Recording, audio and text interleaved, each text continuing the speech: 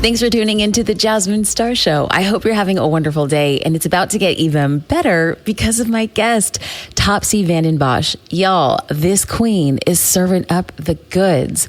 In case you're unfamiliar with who Topsie is, she's a leadership mindset coach for entrepreneurs and executives earning 6 and 7 figures who helps you crush negative thought patterns and behaviors using emotional intelligence and mindset strategies as the foundation of our work together. Y'all, like, come on. Not only does Topsie serve entrepreneurs, she's come out and said, no, I serve 6 and 7 figures. So if you're listening right now and you're like, I'm not quite at that 6 and 7 figure range, prepare your heart, because she's going to walk you through what she does with her clients. So you have an aspirational model to be like, when I get there, I'm going to apply these things. And if you are in that 6 and 7 figure range, welcome to the conversation. Topsie's going to like open your chest cavity up, perform a little bit of soul operation, sew you back up and be like, go on your bad way. Okay. And I mean bad as in like bad. That's bad. Like it's good, right? It's good. When I say go on your bad way, I mean go on your bad way, you bad thing that you are. In this conversation, Topsie's going to cover all the things mindset and how it affects your business as the emotional intelligence queen that she is. I can't wait for you to hear it. So let's listen in. Y'all, I am sitting here with a queen. So I just want to you have to know you're a queen. Like you have to know you hail from royalty when you show up to a podcast interview and say, okay, Jasmine, so this is what I was thinking to talk about. And I was like, oh, okay. Welcome to the podcast to show me how it's done. Topsie, queen. Okay, no. And I said, don't tell me. I said, we have to record this. I want you to tell me what this podcast is going to be about. And then what I want to do is marry my questions and always go back to your thesis to make sure that you are served well and you stand in your purpose and that I get to stand in my purpose as a podcast host. So queen, you tell me what this is about. Oh my gosh. I love you. Thank you so much for having me on your podcast. I am Topsie Vandenbosch. I am an emotional intelligence consultant and mindset coach for 6 and 7 figure business owners. And today I really wanted to talk about how mindset work is the foundation of doing emotional intelligence work. I think that emotional intelligence right now, a lot of y'all listening, it's a hot button topic. People are starting to really wake up and realize that brain-based work is not something to poo-poo at.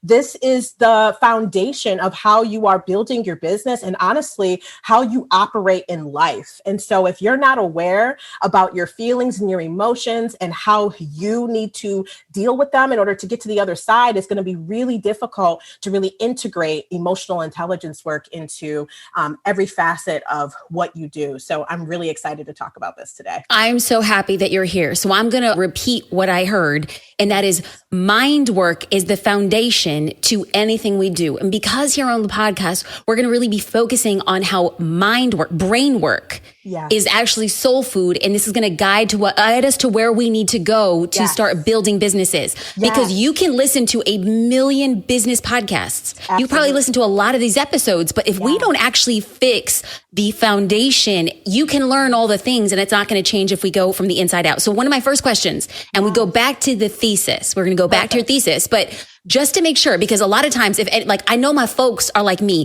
It's like you hear like emotions are the foundation. And I'm like, oh no. We ain't here to pass around a box of like Kleenex to be like, tell me how I feel. No. We just want to know. So I'm going to get down to the root of where I think. So I want people to self-qualify. Yo, is this episode for me? So in your opinion, this is going to pre-qualify right here. What are some examples of toxic thought patterns that people right now, our listeners, might be experiencing? And so I'm asking for toxic thought patterns that you think entrepreneurs are thinking right now. Because what you say, if anybody's listening and starts slowly nodding their heads, we're going to start knowing if this is the episode for you. So you tell me. Yeah. So this episode, I think one of the toxic thought patterns that you might be thinking as you listen to this could be, number one, I think I'm good on mindset. I think that we have talked about mindset to completion and I'm okay. I got my stuff together. I'm Gucci. You might be feeling like mindset work involves identifying and having to struggle with too many emotions. And you might feel like it distracts you from your purpose and that it distracts you from momentum. That's the other thing is a lot of people believe that doing mindset work means you're going to slow down and that's the biggest thing. A lot of business owners, I'm sure a lot of you that are listening, it kind of feels like you have to put things on pause in order to deal with some of the emotions that come up that you are afraid to face. For some people, some of the other toxic thought patterns could be, you might be feeling like this is too time consuming. I'm trying to focus on getting bread. I'm trying to focus on making money. I don't got time to dig into emotions. That's for therapy. And I'm good after that. And the real therapy begins in what you implement outside of the therapy session. Because here's the thing. I am a retired clinical mental health therapist. I had my own in-person private practice for 4 years. Before that, I've worked with every population underneath the sun. I've been a therapist for about 11 years now. And all the work happens outside of the session. The session, you might gain some aha moments. And if you have a mindset coach in your coaching sessions with them, you might gain some aha moments. But the real work starts into what you continue outside of there. And if you're not gaining more clarity on what you need to work on and what thought patterns and behaviors are holding you back from the success you desire, you're going to find yourself going back in time constantly, feeling like you take 20 steps forward, 20 steps back. You can stop that pattern by just addressing what you are afraid to address. That's where the work is. The work is in what you are avoiding. Oh, hold up. Period. Hold up. Okay. So if we're talking about anybody's listening right now and what you're hearing is resistance to the idea of spending time going deep in the episode. Now, I know that you do a lot of coaching. Yeah. And you work with very successful entrepreneurs. Yeah. What are some thought patterns that entrepreneurs are experiencing? Because if I didn't get a head nod the first time, I'm about to get a head nod right here. What are some of those toxic thought patterns? Yes. Self-sabotage, allowing for your worth to be tied to the results you produce. That is the story of a business owner. Right? If clients aren't getting results, what does that mean about me? What does that mean about my methods? Should I have charged $4,000 pay in full or $10,000? Is what I'm doing worth it if everyone isn't experiencing the results of the transformation that they paid for? I think there's a lot of looking for outside validation that you're doing a good job. You're wanting that good old boy pat on the back. You're doing good, girl, keep going, because we get a lot of that in corporate. So we don't realize that when we go into entrepreneurship, we still need to give ourselves positive reinforcement. You have to replace what is going to be missing when you leave the corporate world, because working for yourself ain't no joke. No one is waiting to give you feedback. You need to give that to yourself. You cannot fish for it from your clients. The testimonials in the world won't make you feel good if you don't feel good about what you have produced. I'm sitting here, and if you are not watching this video, I look like a straight up like bobblehead, the kind of bobblehead you get from Dodgers Park. I'm just nodding. I'm just nodding right here. I was like, oh snap, we started here. So I want to slow it down again and repeat some of the patterns that Topsie sees with her clients. Your worth is tied to the results. Yes. Your worth is tied to the results. You believe that if you're not receiving accolades, if you're not receiving the congrats, and if you're not getting told every day that your work transformed their lives, you wonder, do I even matter? Does my work matter? Does my work matter? Like this, that's the deep stuff. Am I allowed to cuss on your podcast? Well, yes, and then we have two versions. We'll bleep out whatever. You be you. That's what I always invite people in. I invite people in. Perfect, because I'm not kid friendly. So if there are littles, this is your warning. This was your warning, y'all. Put some headphones on. Put some headphones on. We are grown here. No, but I think that it's really important to pay attention to your people pleasing behaviors as well. That's something a lot of business owners still struggle with, even when they're making seven figures. Here's the thing. There's a lot of talk about a 6 and 7 figure mindset, yada, yada, yada, yada. Here's the thing is that the same behaviors I see in a person who is just starting out is often the same behaviors I'm seeing when they're making like hundreds of millions of dollars. It just is demonstrated differently, and it comes through differently. So the behaviors may not be the same, but it's still the same thought pattern. So for instance, if you are a person that feels as if, you don't know enough information, or that there's someone else that does it better than you, and you never work on it, and that thought keeps following you as you continue to make more money, that thought pattern is still going to be with you even when you're making all the money, because money doesn't fix that. Money doesn't fix that. Money just enhances what's already there. So if you already don't feel significant, if you already feel like what you do isn't really that special, that's going to continue to follow you in some way, form, or fashion. It's just the behaviors just change. So if there's somebody listening right now, it's not enough to know that the behavior or the thought patterns stay with you. What do you say to somebody? So basically, what I believe that you need to do is you need to get real with yourself. You need to be willing to do the work. You need to interrupt the pattern. So when you find yourself in those same patterns of searching for validation from your clients or customers, searching for that moment where you feel like, yes, this is why I'm doing this, right? If you find yourself always trying to chase validation, always trying to chase the next thing, never completely feeling good about what you've created, even when you're not getting anything from the peanut gallery, that is going to be when you know that your self-confidence is getting built to where it needs to be. When we are searching for things outside of ourselves, when we're placing our success in the hands of strangers, right? A lot of us do it when we're like, am I ever going to get to that place? Oh, they must have it all figured out.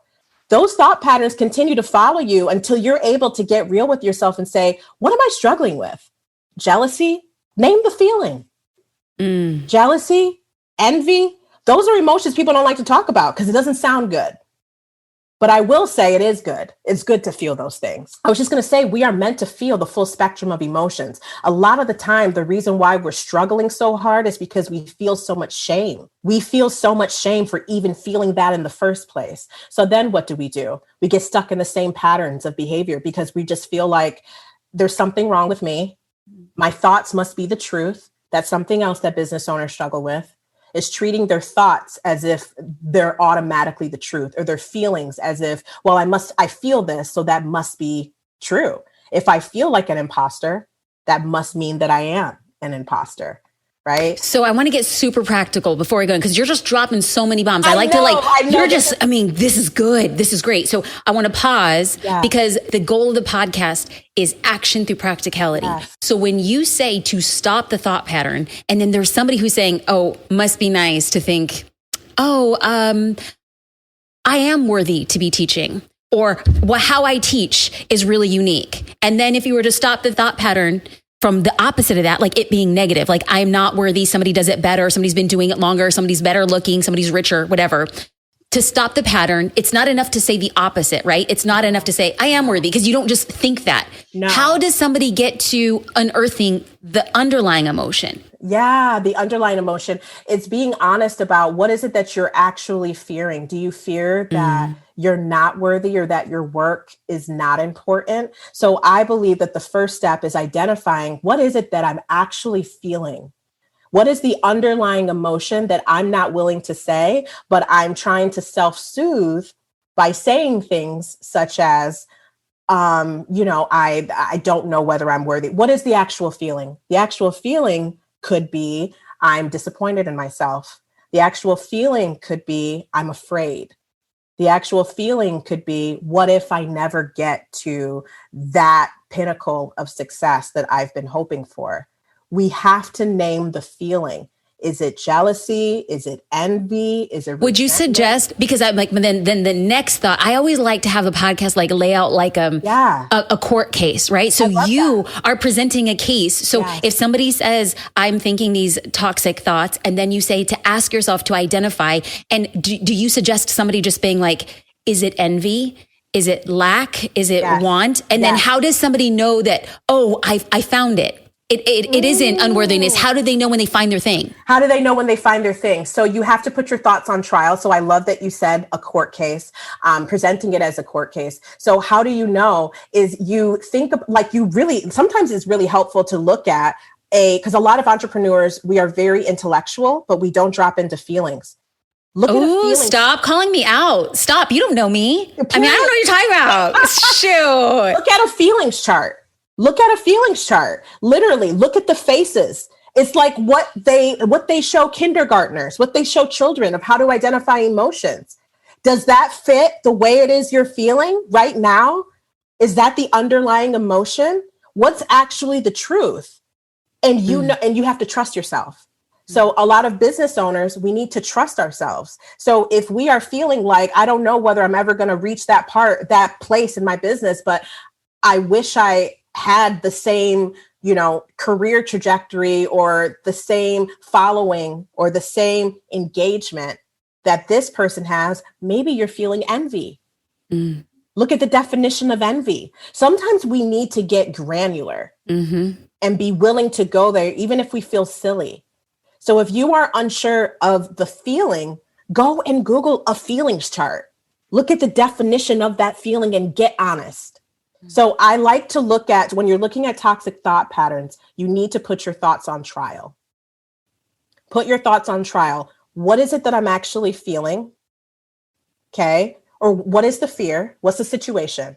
What happened? What is the feeling that I'm feeling? Okay. You can look at feelings charts to determine that. What's the evidence for what I'm feeling? So if what you're feeling and your thought is that you're nervous that I'm just going to throw something out there. You're nervous that you won't ever have that 10K month. I'm just going to throw that out as an example because I'm sure that appeals to so many people in your audience. If that's the thought, what is the feeling? The feeling is I'm scared. The feeling is I'm terrified. Perfect. Now we know that. What's the evidence for the thought that you're never going to reach your 10K month? Where did you get that from? Who told you that? And then if the thought is, well, it hasn't happened before. So what is the evidence against the thought? Well, the evidence against that thought that you'll never reach your 10K month is you've never done it before. How can you say for sure that you will never reach that? What evidence proves that you're not busting your ass to get to that place? Where's the evidence that shows that it's never going to happen for you? Do you have a crystal ball? Did you overnight become Jesus and I didn't realize it? How do you know that? A lot of the time, there are mindset struggles because we are too busy trying to project into the future. We're too busy trying to guess things. And we also treat our thoughts and our feelings as if that's the truth. Thank you. Because I feel it, that must be true. And it's not. It's not. It's not. So look at the evidence for the thought you have, which is it'll probably be you don't know what you're talking about. You're too busy looking at what everyone else is doing online and not paying enough attention and giving enough love to what it is that you do well at, right? You're projecting already into the future and your focus is becoming on the wrong thing. So if 10K months is what the fear is that you'll never reach that, why is that your main goal? What about your passion? What about your mission? You're disconnected from your why. So identifying the thought, identifying the feeling, put yourself on the stand. What's the evidence for the thought you have? There's no evidence. All right, move on to what's the evidence against the thought that you have. The evidence against the thought is that you've been busting your butt. You've been doing this for a long time. You have loyal clients. You have testimonials. You keep chugging along. You're still making money. Doesn't matter whether it's 10K or whatever K. If you're not happy at 5K, you're not going to be happy at 10K. I'm just going to tell you that. No, you won't. Because it's never enough. So money, recurring revenue, all of these hot button topics that business owners desire and want and will stab each other in the back for sometimes, that does not fulfill you. You fulfill you. So we get real here. We get real. I love so it. I'm going to ask you a question, and if you're not cool answering this is going to be good. I'm excited. Well, you gave us an example of the 10K month, which is going to resonate with a lot of people right now. Yeah.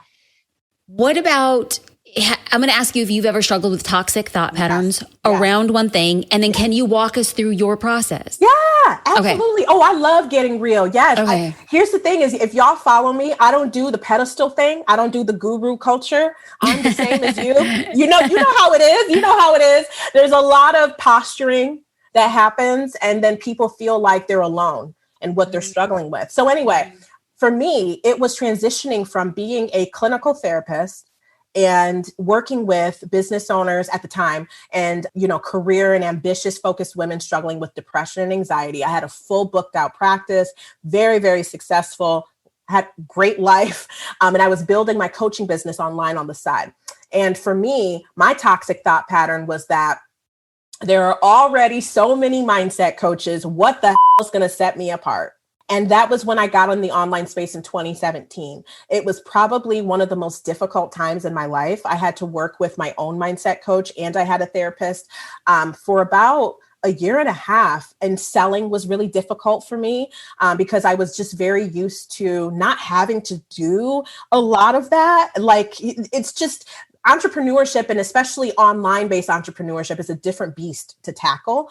But I was very afraid that I was no different than anyone else, that there was nothing that set me apart and made me unique. I remember feeling like I was just in this void. And what was going to make someone want to, that's what I thought, what was going to make someone want to invest in me versus another person that identified as a mindset coach. And I just remember feeling very lost. And so what I needed to do was, number one, I needed to get honest with myself about my ego. Okay. I was allowing my ego to really dictate what I saw as success. So my ego told me, you've built this private practice. You're a bomb therapist. Everyone loves you. So you being a coach and a consultant, piece of cake. Literally, that was what I thought. It was the ego of, I have an incredible business. I'm not new to this rodeo. Okay. And it was a lot of ego. And I have a loud personality. I'm sure y'all can tell. I am very unapologetically myself, period. I don't apologize for who I am. I love Jesus. I twerk and I cuss a lot. I remember telling my parents that period. I remember telling my parents that they asked me if they could attend my retreat. Bless their hearts. I'm having a retreat this year. It's going to be in a mansion. It's going to be bougie. There's a bunch of us in this emotional intelligence leadership weekend. And I sold it out. And my parents were like, we're just so proud of you. Can we come? I said, wait. Because my parents are conservative Christians. I said, look, I'm grown. We're going to have to give mom and daddy some podcast preload. It's like, put some earbuds in, Well, yes, I had to get real with my ego. I had to really get honest with myself about Topsie, relax. Okay. Stop acting like people just should know about you. They don't know you. And so you need to educate them about you. Get humble. It forced me to get humble. Okay. So I only ever coach with something I do, and I only ever ask of something I would be willing to do. Yeah. So a negative, like a toxic thought that has risen up quite a bit over the past 2 years is starting a SaaS company. Social Curator is a SaaS company. I didn't even know I was starting a SaaS company when we started. I didn't even know what that word was. Yeah. People who don't know it's software as a service, like you have your own tech stack. Like you have a group of developers. So the toxic thought was, who am I to do this? Like, I have no experience. How can I be a founder of a tech company when I don't code? Like, and I think that the biggest shift for me has unfolded in what you had said, to find evidence of the contrary. Yes. And as a law school dropout, I started stacking up evidence. Like, if I don't know, I'll figure it out. Period. What's the worst case that can happen? Yes. Do I have the capacity to learn something new? And all of it started coming to be like, yes, it is. Yes. Yeah. And have I fallen on my face and got my guts punched out and like black eyes? Yes. But I'm following exactly the stuff that you prescribe. So we've walked through. Now, if you can, let's go back to where we started. Can you state the thesis? You said, Jasmine, I want to show up and I want to talk about this. Can you state that just one more time as we start like tying this up with the loose bow? Because you have been under promising and over delivering. So thank you. Thank you. Thank you. Thank you. Of course. How mindset work is the foundation of doing emotional intelligence work. Okay. So one of my questions was, how can we sell and market with emotional intelligence? And here's why. You wrote something on Instagram, and I'm going to read it real quick. Let's face it. Selling and marketing with emotional intelligence is a skill, one that not everyone is naturally gifted at. So if we know that people are not naturally gifted with that emotional intelligence, how then can we sell and market with emotional intelligence? Yes. Number one, this is really interesting. So by the time I'm sure this gets premiered, this masterclass would have been done, workshop. But me and a one-on-one client, we're hosting a workshop tomorrow, and it's all about ethical sales and marketing and how to do it with emotional intelligence. So here's what I will say. I will say that, first of all, you have to learn what are the norms and the ethical ways of selling and marketing that are evidence-based. So when we have that foundation, we can feel confident to be able to sell in a way that feels good to us and good to our ideal client. And it involves using core emotional intelligence skills to be able to do it. But here's what I will say. So when it comes to selling with emotional intelligence, I'll talk about it in general. What does that look like? It looks like being honest about what it is that you're selling and not trying to use psychological manipulation to get people to buy from you, which is what a lot of selling involves. And this isn't a judgment, by the way. We all have done it or participated in it in some way.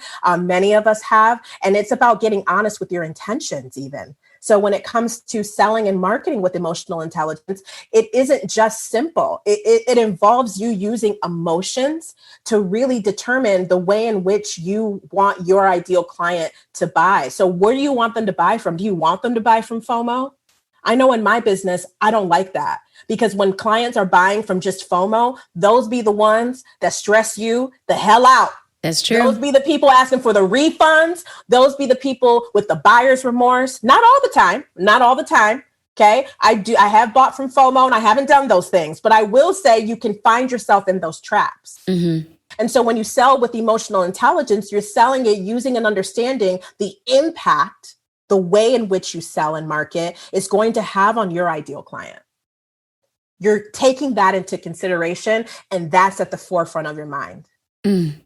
So like when you host these masterclasses and you do, so for instance, like when you bring on a new round of coaching clients, how then are you selling? Like if somebody is like fact-based and this is the thing that I do, like give me an example. Like how does this actually work? Because I'm assuming, and I could be wrong, I'm assuming that you have a pretty considerable ticket offer, right? So that it's not for everybody. And so for somebody, it's like it's going to be a pretty significant investment. How then do you do it with integrity without inciting the FOMO, which is very traditional in digital marketing? And, and I'm not saying, and this is why we wanted to do the masterclass, because it's not black and white. It's not that there isn't going to be FOMO, right? Because people are we can't make you feel that. You have to already feel that on your own. It's just the selling process can enhance it even more, especially if it's something that people are wanting, but they don't feel like they can afford. There's so many reasons why people feel FOMO. So I will say the way in which I sell with integrity and emotional intelligence, and I'm not perfect, and this is an ongoing journey, but I am blunt, y'all. I'm blunt. I don't do all of those. I'm just going to keep it 100. I don't have time to go back and forth with anybody in the DMs all goddamn today. If you want in, here is what you need to know. I'm going to serve the hell out of you. I'm going to show you exactly what it is you're going to receive. I'm going to be very clear about what I can and what I can't do. I know my boundaries. I know my expertise. I will refer you out if I don't feel like this is within my scope.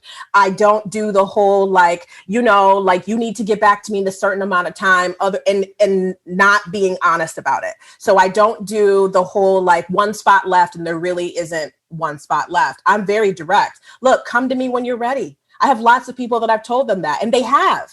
So there's a way that you can sell that feels really good, that allows for your client to know your boundaries and to know what they're going to receive without you needing to be out of integrity and or creating unnecessary emotions within your ideal client that they don't need to be feeling. Because sometimes when we sell and market, there are many of us that just be lying. You don't need to do that. Just be direct. People can handle it. Trust that your ideal client knows what they need. Why do you think people lie? And here's the thing. And Topsie, I'm going to come out and say, I do not believe that the vast majority of people who are, it's not like a lie. It's not like deceitful. Not at all. But we do know there's like a bit of stretch into the truth. You're like, that's not right. So why? Like what emotion, what undercurrent, what is triggering the stretching of truth? Scarcity. I think that is the fear that people aren't going to get in. So no, I don't believe that everyone lies, but there are some people that they use the knowledge of what people and humans feel and the process that we go through to get us to make a decision faster. I don't believe it's rooted in wanting to screw people over. I don't believe that either. I believe that it's from the fear that what if I don't hit my revenue goals, then what? What if I can't afford to pay my team, then what? I got bills. I got things I need to do, right? I want to sell this offer. I've spent this amount of time. It's also the feeling of wanting to be compensated for the time you've spent creating something. So there's that attachment, and we've made it personal then. It becomes a personal thing. This stuff is deep. So I'm going to tap here as we tie it up. Yeah. Because the idea was the brain work is the soul food. Yeah. And so if we go out, what Topsie just hit on, I just want to it is an anvil of truth. Yeah. Is that very often we as entrepreneurs do not set out to be deceitful. But then there's this clouding process of the time and emotional attachment that you have to a product or service. Yeah. And when it comes to selling and marketing of it, you immediately will defend the reasons why you do it because your children, your partner, your side hustle, people watching. And although your intentions are well-intended, oftentimes we blur the lines. We do, And so we're going to go back to the foundation of why we started the work to begin with. If we can identify on the outset that there is underlying emotions of what's truly happening here, fear, doubt, insecurities, so that when we actually, and we address and we get those and we understand that and we harness back and we set up that case and we prove ourselves wrong all the time.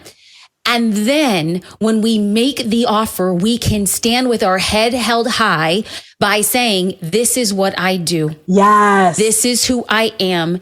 Take it or leave it, because you know that the dollar does not defend any lack of integrity thereafter. There we go. Did I get it right, Topsie? You just wrapped that up in such a bow. I believe that mindset work is a combination of body-based work, brain-based work, and behavior-based work. And that's it. That's it, y'all. You know, there's no judgment here. I understand humans. I've been a therapist for 11 years. I get it. I understand it. And we get to operate differently. This was beautiful. Topsie. Okay, this is I can't even say it's the tip of the iceberg. It's actually like an ice cube floating far outside of the iceberg. And people we want to get to that. We want to get to you. How can people find you, connect with you, learn more about what it is that you do? Yes. Go to my website, www.topsievandenbosch.com. That will be in the show notes. And I am most active. Can you tell I've been on lots of podcasts? I was like, Vandenbosch, oh my gosh. Okay. People are going to freak out. No. Show notes, folks. Show notes. And then I am active on Instagram, guys. I'm always active. Yes, you are. I'm acting a nut on stories. I love to have fun. You'll see me twerking. I start my lives out twerking a lot, just to kind of get out the nervousness for a lot of people, because people think mindset mindset work needs to be all deep and sad. No, we can have a good time. So I'm always on Instagram at Topsie Vandenbosch, and I can't wait to connect to you. Thank you so much for having me on the podcast, Jasmine. This was amazing. I adore you. Thank you for standing in your purpose and sharing your power so generously. My hope and prayer is that a wave of goodness comes to you because what you're seeding out is goodness. I hope you see the reflection of the goodness you're putting out in the world. Thank you. I appreciate you. Thank you. Okay, let's just have a moment. Y'all, can we just collectively agree that Topsie was amazing? I hope this episode gave you actionable steps to kick those limiting beliefs to the curb where they belong. But if you need even more help, I just have this amazing resource for you. If you're ready to make those mindset shifts that you need to succeed in business, you can totally download my free Mindset Makeover Workbook. This workbook includes 5 crucial mindset shifts that you need to make to succeed in business and a powerful exercise that changed everything for me. It's truly everything I learned from a multitude of mentors all into one specific resource. The team and I created this resource because it's something I wish I had before making the mindset shifts that I did. So it's what I learned served up for you. And it also includes a corresponding video to watch whenever you're feeling lost and trying to figure out your way. You can download this workbook for free at jasminestar.com/mindset. Until next time, friends. Bye. Take care. Love yourself. Grow your brain. Give unto others. Call your mom. Wash a face. Bye.